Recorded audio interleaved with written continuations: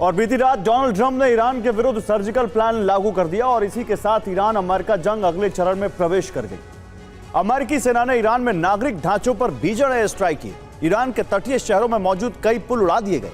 Power station, airports पर भी हमले हुए।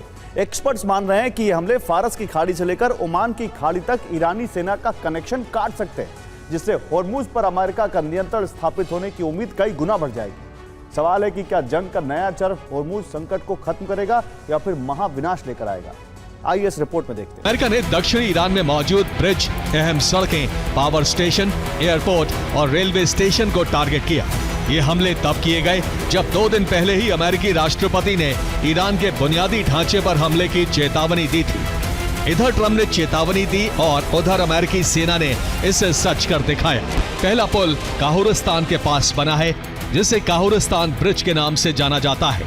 ये बंदर अब्बास को लार और शिराज शहर से जोड़ता है। दूसरा पुल खमीर काउंटी में मौजूद है, इसे गरीवे ब्रिज के नाम से जाना जाता है। और खाड़ी से सटा बंदर अब्बास बंदरगाह ईरान के सबसे बड़े बंदरगाहों में शामिल है। अब अमेरिका ने इस बंदरगाह को मध्य ईरान से पूरी तरह काटने की तैयारी कर ली है। बीती रात हुए हमले इसी का पहला ट्रेलर है। अमेरिका ने बंदर खमीर में मौजूद काहुरिस्तान ब्रिज पर हमला किया। यह ब्रिज बंदर अब्बास और लार रूट पर मौजूद है। यह ईरान के रूट 76 पर मौजूद सबसे अहम पुल है। रूट 76 बंदर अब्बास को फारस शहर से जोड़ता है।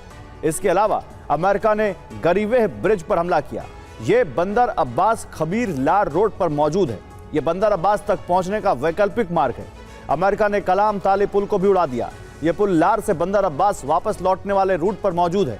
अमेरिका ने उन पुलों को भी निशाना बनाया जो फिलहाल निर्माणाधीन है। इनका काम बीच में अटका है। ऐसे ही एक ब्रिज को तबाह किया गया जो बंदर खमीर केशर रोड पर बनाया जा रहा है। अमेरिका ने मारो ब्रिज पर भी हमला किया। ये मारो गांव के पास बना छोटा पुल है। पुल बंदर अब्बास को आसपास के कई छोटे इलाकों से जोड़ता है।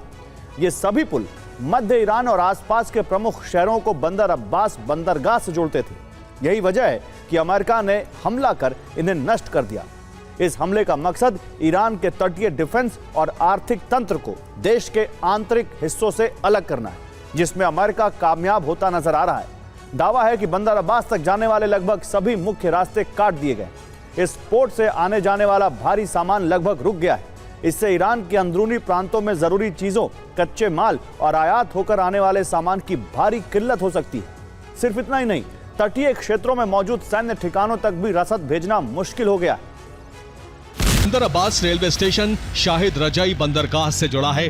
समुद्र के रास्ते आने वाले सभी भारी हथियार, कच्चे तेल के टैंक, सैन्य वाहन और अंतर्राष्ट्रीय कार्गो इसी स्टेशन से ट्रेनों पर लादकर आगे भेजे जाते हैं।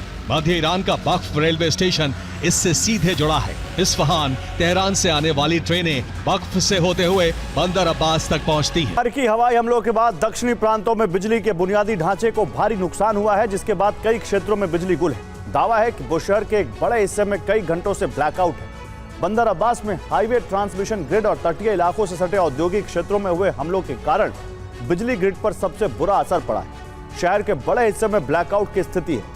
इसके अलावा बंदर खमीर के कुछ हिस्सों में भी अंधेरा है। ईरान के किश द्वीप में लंबे पावर कट लग रहे हैं। हालात बेहद ज्यादा बिगड़ चुके हैं। ओमान की खाड़ी से सटे कुनारक के कई क्षेत्रों में भी बिजली गुल है। इसके पीछे भी अमेरिका की एक खास रणनीति है। दरअसल रडार और कमांड सेंटर्स को लगातार भारी मात्रा में बिजली की जरूरत होती है। पावर ग्रिड तबाह होने से कई जगहों जैसे रडार और कमांड सेंटर ठप हो सकते हैं। ये फिलहाल पूरी तरह से बैकअप जनरेटर पर चल रहे हैं। ये बैकअप खत्म होते ही ईरानी सेना मुश्किल में आ जाएगी।